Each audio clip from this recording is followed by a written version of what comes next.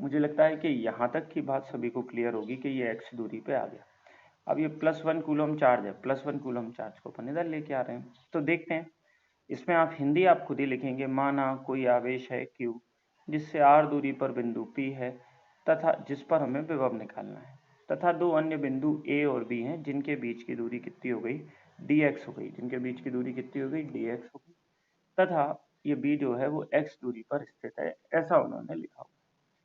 अब यदि विद्युत क्षेत्र की तीव्रता प्लस से कहाँ होगी, दूर की तरफ होगी, तो यहाँ पे मैंने विद्युत क्षेत्र की तीव्रता इन्हीं दोनों के बीच मान लेता हूँ, यहीं या कहीं भी मान लो, वो तो ई तीव्रता है, बाहर की तरफ काम कर रही है। ई तीव्रता बाहर की तरफ, एक मिनट इसे अच्छा बना दें, थोड़ा ठंडा लग रहा है।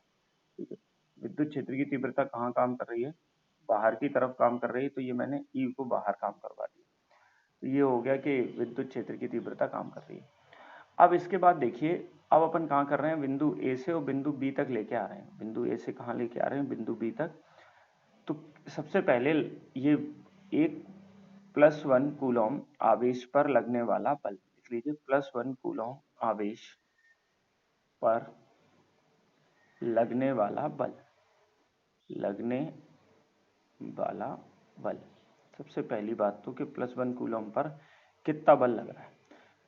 तो देख लीजिए, बल का सूत्र क्या होता है, तीव्रता गुणित आवेश। तो तीव्रता E है गुणित आवेश क्या हो गया, 1 हो गया, तो ये लगने वाला बल E के ही बराबर हो गया। सीधे सीधे 1 कूलम पे जो बल लग रहा है वो काय के बराबर हो गया, E के बराबर हो गया। तो आपको ये भी क्लियर रहना चाहिए कि E के बराबर हो। अब +1 आवेश को ऐसे लिखा हुआ है, +1 आवेश को ए बी, ऐसे सॉरी ए बी लिख दिया है, ए से बी लिखना है, इसको लिखना है ए से बी तक ले जाने में किया गया कार्य,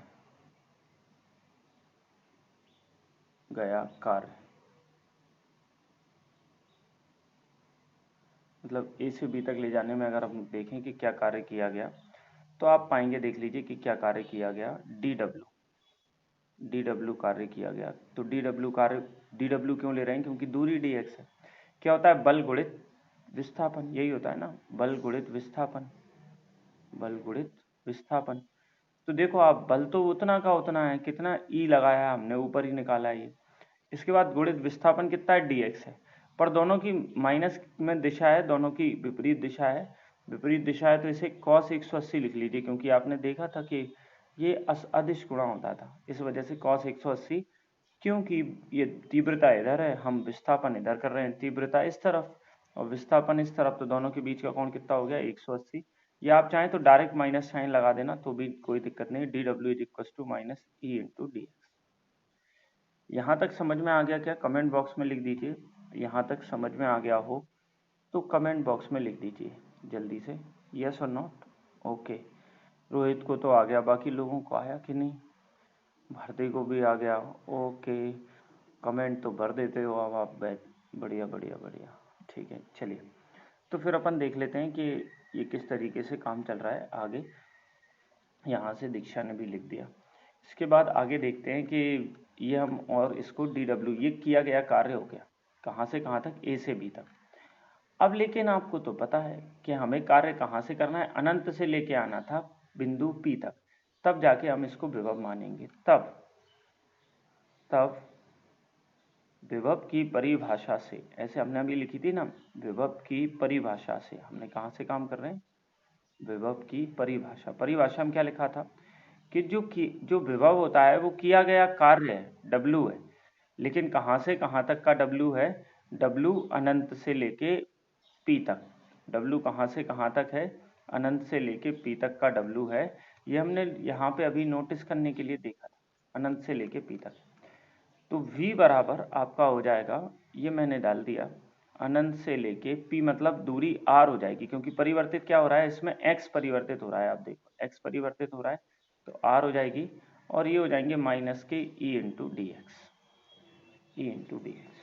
यहाँ तक कोई प्रॉब्लम नहीं होना चाहिए। 11th में अपन ने फोटो कॉपी करना सीखी है इसी तरीके की। ये क्वेश्चन ऐसा का ऐसा गुरुत्वीय विभव के लिए आया हुआ था, तो मुझे नहीं लगता कि आपको खास कोई दिक्कत हो रही होगी। 11th ठीक चल रहा है। ओके, यहाँ तक ओके है सभी का? बढ़िया है ना? ओके, हाँ हाँ चलिए, ओके ओके, कमेंट कर दिया करें तो बस मज़ा आ गया। ओके ओके चलिए, इसके बाद अपन देखते हैं वी इक्वल्स टू, मैं आपको कितनी सुरक्षात्मक शिक्षा दे रहा हूँ आप सोचो। ऐसे भारत सरकार खुद नहीं सोच पा रही होगी कोई अशोकनगर में ऐसे बिल्कुल आइडेंटिकल लोग पढ़ नहीं रहे हैं हम, लेकिन फिर भी अच्छे से पढ़ रहे हैं क्योंकि हमें तो पढ़ना ही है। जिन्हें नहीं पढ़ना उन्हें तो क्लास में भी टाइम पास करने आना था, तो अब टाइम पास नहीं हो पा रहा। ठीक है, चलिए तो फिर यहाँ से देखते हैं V is equal to minus, ये इन्फिनिटी से आर हो गया, ये कैसे हो गया इन्फिनिटी से आर, ये हमने देख लिया। इसके बाद ई इंटू डी एक्स, ई का फॉर्मूला आपको मालूम ही है, यहाँ साइड में ब्रैकेट में लिख देंगे हम जानते हैं ई बराबर, ये लिख देंगे हम जानते हैं, जैसे आपके एमपी बोर्ड में लिखवाते हैं वैसे ही लिख लो, कोई दिक्कत नहीं है। हम जानते हैं ई बराबर 1/4 पाई एप्सिलॉन जीरो और क्यू अपॉन ये एक्स स्क्वायर हो जाएगा कि नहीं? आप देखो मैं वापस ले चलता हूँ आपको, वापस ले चलते हैं, वापस ले चलेंगे तो क्या हो जाएगा, क्यू से एक्स दूरी पे तीव्रता निकालनी है, तो बस एक्स दूरी पे तीव्रता का भी हम सूत्र रट्टा लगा के आ रहे हैं। और अगर अभी भी रट्टा नहीं लगा तो आप उसे बार बार सॉल्व करिए, रट्टा लगाइए, और फिर नहीं तो कुछ नहीं है, पेपर हो नहीं हो आपको आने तो लगेगा ही कन्फर्म। ठीक है, x square into D x, ये हो गया।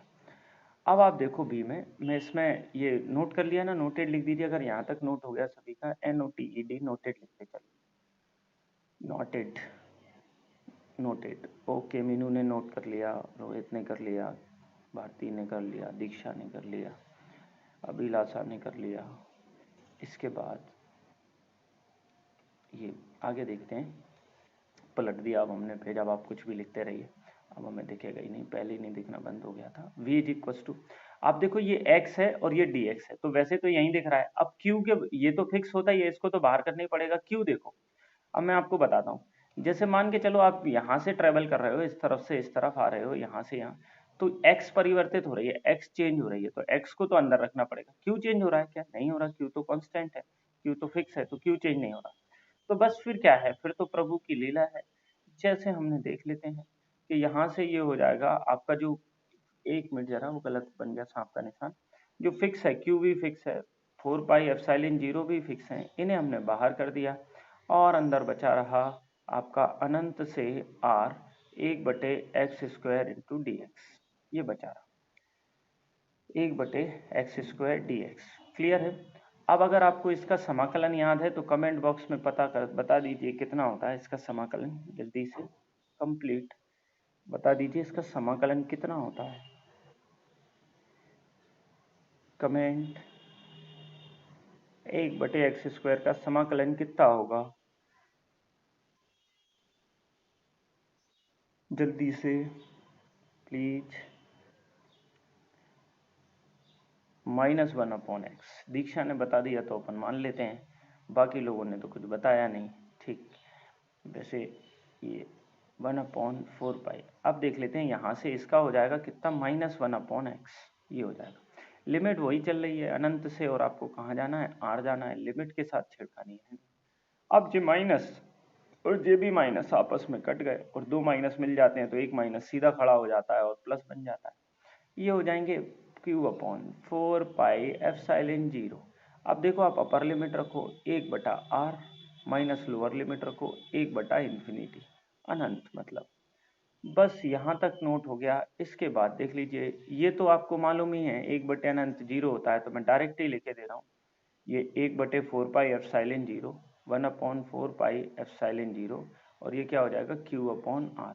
ये आपका काय का सूत्र हो जाएगा। एक मिनट, सही से लिख रहे हैं, वो जगह एडजस्टमेंट के चक्कर में गड़बड़ हो गई, उसे साफ करके जैसे ये हो जाएगा 1/4 पाई एप्सिलॉन जीरो हमने आगे लिख दिया, Q/r कहाँ लिख दिया, बाद में लिख दिया। मुझे लगता है कि यहाँ तक नो प्रॉब्लम, नो प्रॉब्लम, और ये आपका आंसर है बोल्ट में, लास्ट में लिख देंगे यही अभीष्ट सूत्र है, यही अभीष्ट सूत्र है। तो मुझे लगता है कि आपको क्लियर रहेगा कि कहाँ से कहाँ तक क्या चल रहा है, पूरा का पूरा। ओके, कमेंट बॉक्स में लिख दीजिए ओके, समझ में आ गया। ओके, समझ में आ गया तो कोई बात ही नहीं है, जैसे ही समझ में आ जाता है फिर अपन छोड़ देते हैं पूरी की पूरी बात आप ही लोगों के ऊपर। ठीक। हाँ, एक मिनट जरा।